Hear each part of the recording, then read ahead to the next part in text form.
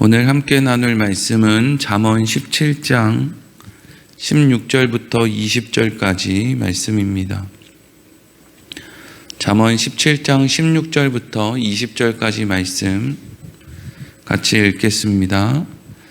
미련한 자는 무지하거늘 손에 값을 가지고 지혜를 사려 함은 어찌민고 친구는 사랑이 끊어지지 아니하고 형제는 위급한 때를 위하여 낳느니라. 지혜 없는 자는 남의 손을 잡고 그의 이웃 앞에서 보증이 되느니라. 다툼을 좋아하는 자는 죄가를 좋아하는 자요 자기 문을 높이는 자는 파괴를 구하는 자니라. 마음이 굽은 자는 복을 얻지 못하고 혀가 패역한 자는 재앙에 빠지느니라. 아멘.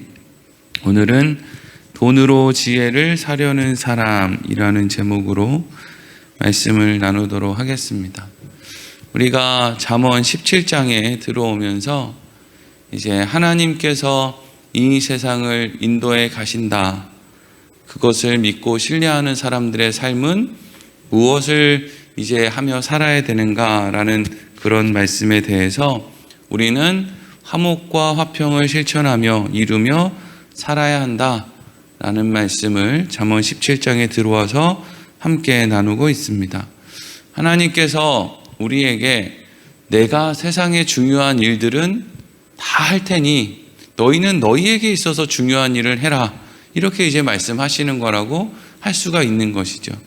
예수님께서도 이 땅에 오셔서 살아가실 때 화목과 화평을 이루기 위해서, 그래서 하나님과 화평한 관계를 맺기 위해서는 어떻게 해야 되는지, 사람과의 화목을 이루기 위해서는 어떻게 해야 되는지, 그것을 사람들에게 가르쳐 주시고 본인도 그 말씀에 따라서 사시기 위해서 그렇게 애를 쓰신 것이지, 예수님이 이 땅에 오셔서 야, 저 헤롯은 정치적으로 영광이다, 저 헤롯을 끌어내리고 다른 왕을 세우자, 로마의 저 황제는 영 하나님이 보실 때 기뻐하지 않을 것 같다, 저 로마의 황제를 끌어내리고 다른 황제를 세우자 라는 식의 말씀을 예수님은 한 말씀도 하신 적이 없습니다. 왜냐하면 왜 예수님께서 그런 말씀을 하지 않으셨겠습니까? 헤롯은 때가 되면 죽을 거거든요. 정권은 때가 되면 바뀔 거예요. 로마는 때가 되면 망할 거거든요. 암만 이를 부득부득 깔고 내가 저놈을 살리니 죽이니 해도 때가 되면 그 나라는 망하고 때가 되면 그 정권은 망하고 결국에는 하나님이 계획하신 대로 다 이루어진다는 말이죠. 그러니까 그걸 인간들이 그렇게 애를 쓰고 그걸 어떻게 해보겠다고 할 필요가 없다는 것이 예수님의 삶 아니겠습니까? 그래서 정말 그렇게 됐죠. 예수님에게 있어서 중요한 것은 어떻게 하면 여기에 있는 사람들이 회개하라 천국이 가까이 왔느니라, 하나님과 화해할 때가 왔다. 하나님과 화해하기 위해서는, 그리고 하나님과 화해한 자들이 사람들 간에 화해하기 위해서는, 하나님 사랑과 이웃 사랑을 실천하기 위해서는 너희는 이러이러한 일들을 해야 된다. 이게 예수님이 이 땅에 오셔서 우리에게 가르쳐 주신 것이거든요. 그래서 오늘 본문의 말씀도 하나님은 정작 우리에게 화목과 화평을 이루고 살아라, 세상의 일의 섭리, 세상의 역사는 내가 끌고 간다 라고 말씀을 하시는데, 우리에게 있어서 더 중요한 가치는 화목과 화평인데, 마치 내가 세상의 중요한 일은 내가 이루어야 되고 화목과 화평을 이루는 것은 그 다음 그거보다 못한 가치로 생각하는 사람들에게 이제 오늘 본문의 말씀이 어떠한 의미의 메시지를 주고 있다 하는 것을 알 수가 있죠. 자, 16절 말씀 같이 읽어보겠습니다. 시작. 미련한 자는 무지하거늘 손에 값을 가지고 지혜를 사려 함은 어찌 민고. 아멘. 어리석은 사람이 있어요. 무지한 사람, 지혜가 뭔지 모르는 사람이에요. 그냥 막연하게 난 지혜로웠으면 좋겠다 이런 생각을 가지고 있는 거죠. 그래서 사실 여러분, 지혜를 얻기 위해서는 과정이 필요합니다. 살아야 된다고요. 여러분, 3살, 4살짜리 애들이 60, 70 먹은 할아버지, 할머니들의 지혜를 배울 수 있겠습니까? 안 살아봤는데 세상이 어떤 것인지, 인생이 어떤 것인지, 뭐가 지혜고 뭐가 지식이고 어떤 사람이 좋은 사람이고 어떤 사람의 말은 들으면 안 되는지 그 지혜를 어린아이들이 알 수 있겠습니까? 그런데 어린아이들이 돈을 가지고 와서 할아버지 할머니 그 지혜를 나한테 좀 하세요 라고 이야기를 한다면 얼마나 어리석은 일이겠어요? 그러면 이 어린아이는 지금 무슨 생각을 하고 있는 거예요? 내가 지혜를 돈으로 살 수 있다. 내가 지혜를 돈으로 살 수 있다는 뜻은요, 돈이 지혜보다 더 가치가 크다 혹은 그 가치가 동등하다라는 것을 의미하는 거예요. 근데 지혜는 돈보다 어마어마하게 더 큰 가치를 가지고 있기 때문에 돈을 아무리 줘도 지혜는 살 수가 없는 겁니다. 그러니까 이게 지금 무슨 이야기를 하고 있는 것인가?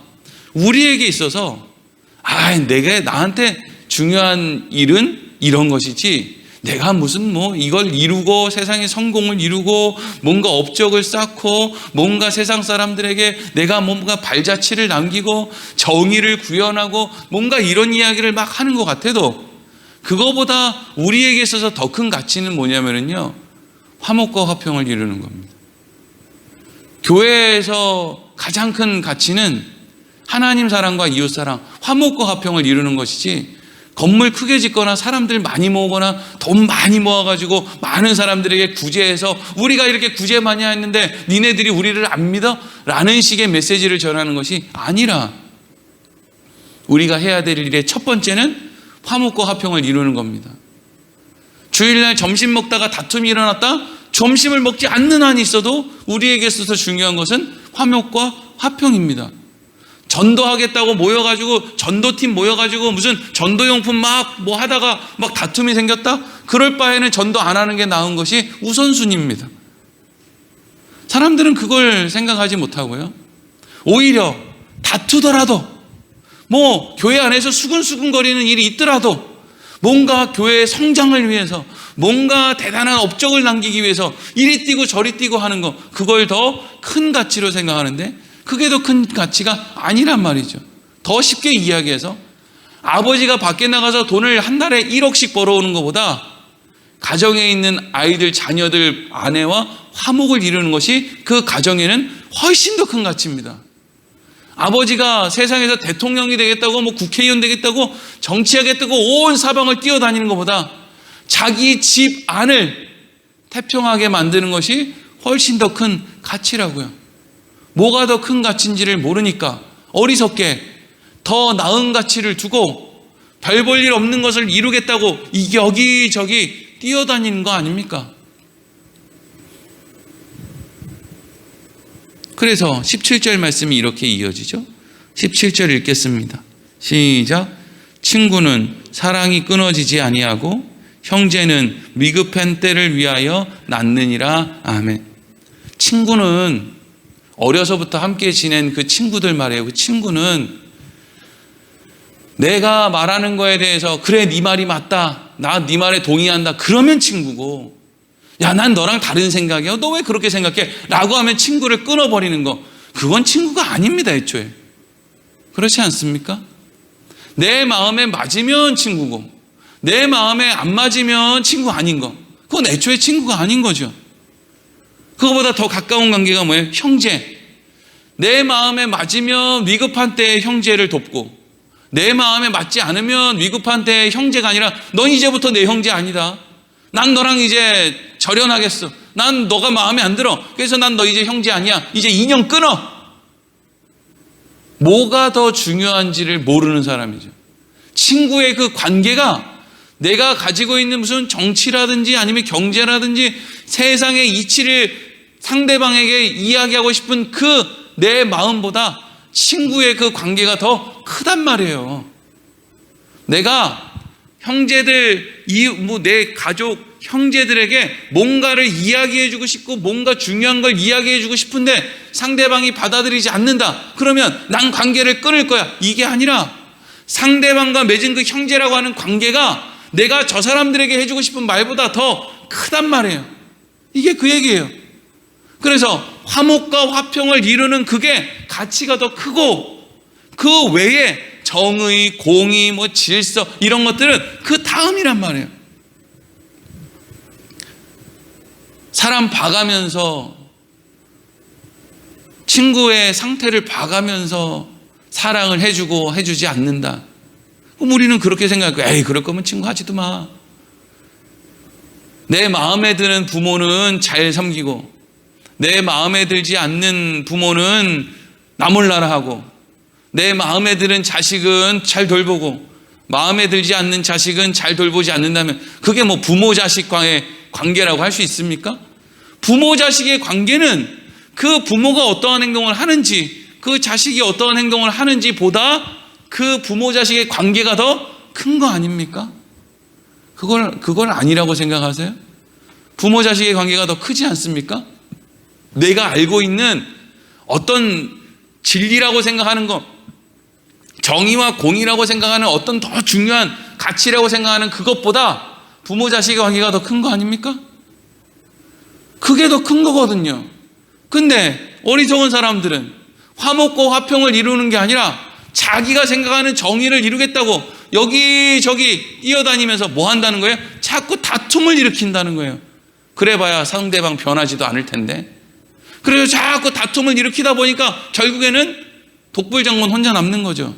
그래서 이어지는 말씀 보세요. 재밌는 말씀이 하나 이어집니다. 18절 18절 읽겠습니다. 시작. 지혜 없는 자는 남의 손을 잡고 그의 이웃 앞에서 보증이 되느니라. 아멘. 이게 무슨 재미가 있는 이야기냐? 이게 무슨 얘기냐면 이런 얘기예요. 내가 가족의 화평과 화목은 뒤로 하고 내가 정의를 이루겠다. 뭔가 내가 이 세상을 바로 잡겠다. 그래서 여기저기 다니면서 이제 막 다투고, 이 다툰다는 게 내가 가지고 있는 것이 100% 진리다, 내가 옳다라는 생각을 가지고 있기 때문에 상대방과 하는 행동이 다툼이거든요. 긴가민가 하는 사람들은 다투지 않습니다. 내가 옳다라고 확신하는 사람이 다투죠. 근데 내가 옳다라고 확신하는 사람들, 그래서 뭔가 다툼을 통해서 뭔가를 내가 이루겠다는 사람들이 뭐 하고 있습니까? 지금 다른 이웃의 손을 잡고 내 일도 아닌데, 옆집 일인데 옆집 일에 말 거들다가 같이 손 붙잡고 가가지고 나랑 상관없는 집에 가서 보증을 쓰고 있는 거예요. 이게 뭐 하는 짓이에요? 이게 이런 거거든요. 지나가는데 옆에 공사를 하고 있는 거예요. 그래서 공사할 때 저거 삽질은 저렇게 하면 안 되는데, 시멘트는 저렇게 비비면 안 되는데, 그 시멘트 이렇게 비비는 삽으로 저거 이렇게 미장할 때는 저렇게 하면 안 되는데, 그래서 자꾸 옆에서 말을 거드는 거예요. 그건 이렇게 하는 거예요, 저건 저렇게 하는 거예요. 그러다 보니까 옆집 공사하는데 누가 지금 시멘트에 삽질을 하고 있어요? 지나가던 내가 그걸 하고 있는 거예요. 이게 뭐 하는 짓입니까? 이게 무슨 어리석은 짓이에요. 나에게 있어서 중요한 일은 얼른 집에 가서 내가 해야 될 일을 하고 내 화평과 내 화목을 이루고 하나님이 나한테 중요하다고 하신 그 일을 나는 가서 해야 되는데, 이거 할 생각은 하지 않고 내가 생각하고 있는 그것에 오름을 가지고 뭔가 사람들과 다투고 뭔가를 자꾸 만들어내려고 하다 보니까, 옆집 공사하는데 내가 삽을 들고 서 있는 거예요. 아무 의미도 없이. 왜 내가 그걸 싸우고 있는 겁니까? 예? 왜 우리가 대신해서 이 나라의 정치 경제하는 사람들을 위해서 내가 옆집 사람들이랑 싸워줄 이유가 뭐예요? 우리 집 화목도 못 이루는데 엉뚱한 일을 하고 있는 거예요. 이게 지혜 없는 자는 남의 손을 잡고 이웃 앞에서 보증이 되고 있어요. 왜 그런 일을 하고 있냐고요. 이건 보증 서지 말라는 이야기가 아니라 그랬죠. 형제가 어려우면, 그리고 내 형편이 어렵지 않으면 서줄만 하면, 예를 들어서 상대방이 보증이 잘못돼가지고 망하면 우리 집도 쫄딱 망한다, 이런 거는 피해야 되겠죠. 왜? 우리 집안의 화목과 화평을 이루어야 되니까. 하지만 대기업 총수가 자기 형제들이 그냥 사업한다고 조금만 이렇게 보증 좀 서주세요 이러면 해줘야지. 어떻게 형제들끼리 그것도 안 해줍니까? 가진 게 많은데. 이건 보증 쓰지 말라는 이야기가 아니고요. 똑똑해 보인다고, 나 똑똑하다고, 그래서 화목과 화평을 이루는 것보다 더 나은 어떤 것을 내가 이루며 살겠다고 이리저리 뛰어다니고 있어서, 그래? 그러면 너 뭐하고 사는데 이렇게 보니까 남 좋은 일 하고 있다는 거예요. 자기 좋은 일 하고 있는 게 아니라 남 좋은 일 하고 있는 거예요. 뭐 하는 짓이냐 이거죠. 그리고 19절 읽겠습니다. 시작. 다툼을 좋아하는 자는 죄가를 좋아하는 자요, 자기 문을 높이는 자는 파괴를 구하는 자니라. 아멘. 여기에서 다툼을 좋아하는 사람은 죄가를 좋아한다는 것은 벌받기를 좋아한다는 거예요. 그러니까 여기 가서 다투고 저기 가서 다투고 자꾸 다투는 사람은 물론 나라의 형법에 저촉이 되는 폭력을 행사해가지고 막 치고받고 싸워서 폭력으로 인해서 이렇게 형사처벌을 받을 수도 있지만, 다투기를 좋아하는 사람은 그에 따른 벌이 관계에서 옵니다. 관계에서. 그래서 자꾸 다투려고 하고 내 의견이 옳다고 자꾸 주장을 하고 저 사람과 화목과 화평을 이루려는 목적이 아니라 내 옳음을 저 사람한테 이해시키려고 하는 그런 목적으로 자꾸 뭔가를 하면 주위에 사람이 없죠. 그게 뭐예요? 죄가를 좋아한다는, 형벌을 자기가 받는 거예요. 인간관계에서 형벌을 받는 거예요. 여러분, 학교에서 애들이 이렇게 따돌림을 당하는 애들이 종종 있거든요. 물론 이유는 다양합니다. 좀 어려운 형편에 부모님 없이 할아버지 할머니랑 살면서 맨날 그냥 옷도 못 갈아입고 못 씻으니까 냄새도 나고, 물론 이런 애들도 애들한테 따돌림 받고 이렇게 하는 애들도 있습니다. 근데 어떤 애들도 있냐면요, 집도 괜찮게 살고 애도 공부도 잘하고 똑똑한데 말을 밉상스럽게 해가지고 애들이랑 그냥 막 계속 다툼이 벌어지고, 그래가지고 애들한테서 따돌림을 받는 아이들도 분명히 있습니다. 그게 뭐예요? 자기가 그렇게 다툼을 좋아하는, 자기의 옳음을 자꾸 주장하면서 상대방과의 그런 화목과 화평을 이루려는 마음이 없으니까 결국에는 어떤 일이 나요? 죄가, 형벌을 자기가 인간관계에서 받는 거죠. 그리고 19절 이어지는 말씀이 뭐예요? 자기의 문을 높이는 자. 여기서 자기의 문을 높인다는 것은 자기가 가진 것보다 자기 집을 더 크게 치장하는 거예요. 막 이런 거죠. 가진 것도 없는 사람이 나 이번에 차를 좀 한 대 뽑으려고 그래. 아니, 가진 것도 없는 사람이 나 이번에 아파트 좀 이렇게 아파트를 좀 사보려고 그래. 아무것도 없는데 그냥 그렇게 이야기를 하는 거예요. 왜? 자기가 더 옳게 보이고 자기가 더 있어 보이게 이야기를 하고 싶으니까. 근데 여러분, 진짜 있는 사람들은요, 자기 이딴 말 안 합니다. 허세 부리는 사람들은 없는 사람들이에요. 진짜 있는 사람들은요, 혹시라도 누가 내 거 뺏어갈까 봐, 혹시라도 너가 나한테 빌려달라 그럴까 봐 아주 그냥 겉으로 봤을 때는 이렇게 숨기고 다녀요. 근데 여기 있는 사람은 뭐예요? 19절에 나오는 사람은 어떤 사람이에요? 자기 문을 높이는 자. 그럴듯하게 보이고 막 자기를 치장하고 있는 것처럼 막 하는 사람은 결국에는 무슨 일이 일어나는데요? 파괴를 구하는 자 아니라, 이게 무슨 말이에요? 도둑이 들어도 든다, 강도가 든다. 있는 척하니까, 소문이 나니까, 저 집에 뭐가 있대. 그러니까 이왕지사 털 거면 딴 데 털지 말고 저 집을 털어야지. 저 집에 있는 게 많으니까. 이게 여러분 근데 무슨 이야기 같으세요? 다툼을 일삼는다는 것은 내가 옳다라는 걸 자꾸 상대방에게 이야기하는 거. 난 틀리지 않아, 내가 옳아, 내가 여기서 봤어, 어쨌어 저쨌어, 내가 확실해 라고 하는 사람들은 자꾸 자기를 치장하죠. 그러다 보면 어떤 일이 일어나요? 요만한 거 하나만 틀려도요 망합니다. 요만한 거 하나만 비틀어져도요 망한다고요. 사람들이 얼마나 우습게 보는데요. 언제는 자기가 세상에서 제일 똑똑한 것 같이 하더니 저 사람이 한 말 틀렸네 이러고 망하는 거예요. 이게 그 말 아닙니까? 자기의 문을 높이, 진짜 지혜로운 사람들은 뭐라고 합니까? 난 잘 몰라. 내가 어떻게 그런 것까지 다 알겠어. 세상에는 우리가 모르는 일들이 훨씬 더 많아.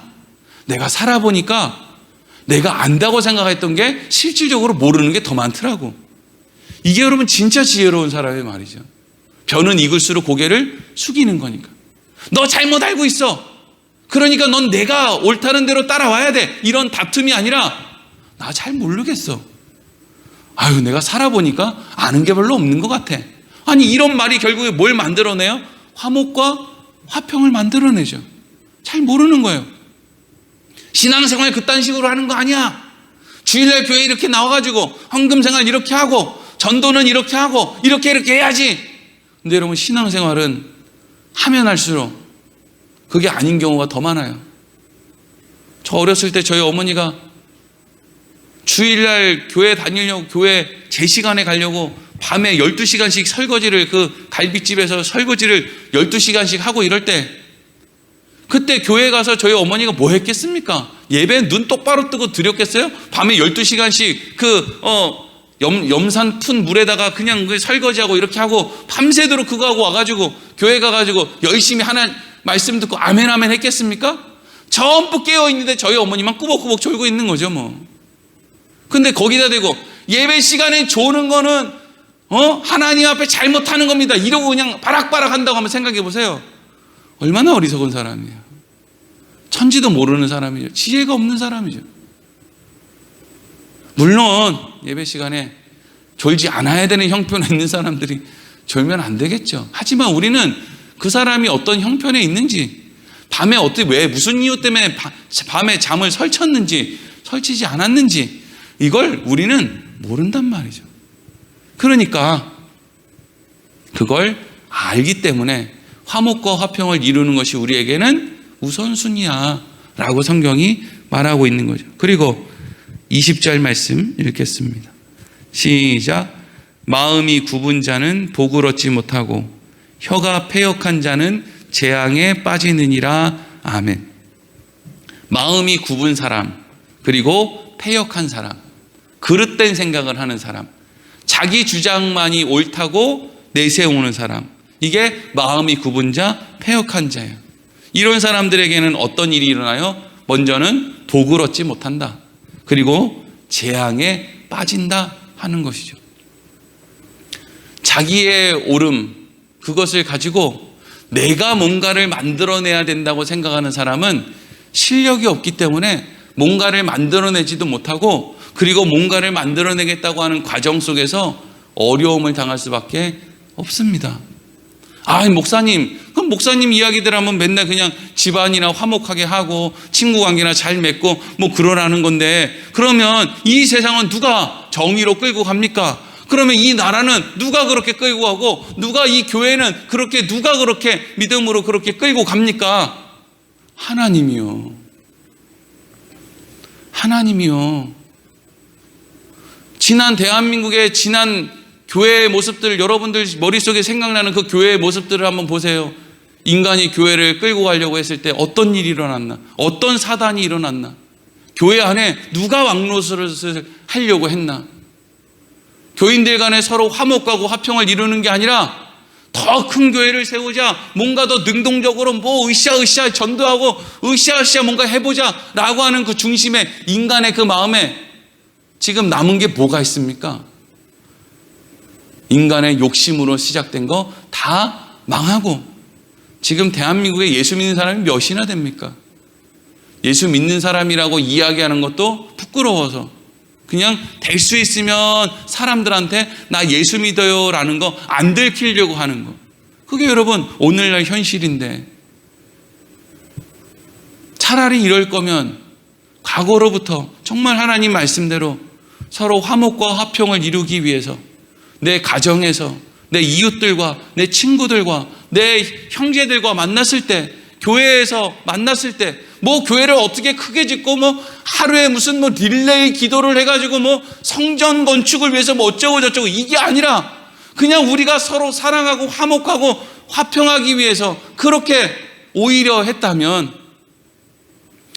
내 다음번 기도 순서가 누군데 아무개 권사 왜 안 오는 거야?